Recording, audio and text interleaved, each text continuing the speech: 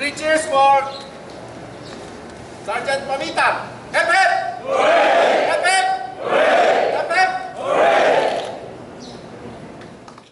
Technical Sergeant Mariano Pamitan, the soldier shoved by the German fiancé of slain Filipino transgender Jennifer Laude, received an award for exercising maximum tolerance at a tense incident at Camp Aguinaldo recently.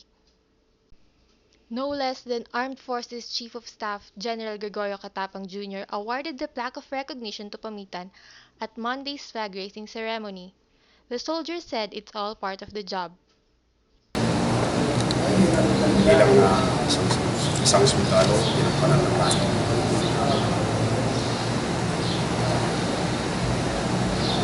Wala sa akin, walang anuman. Wala na sa akin. He deserved this recognition because he was doing his job. He did not react violently even because he was being dishonored. Sa amin, dishonored, sasaktan ka, gwarda ka.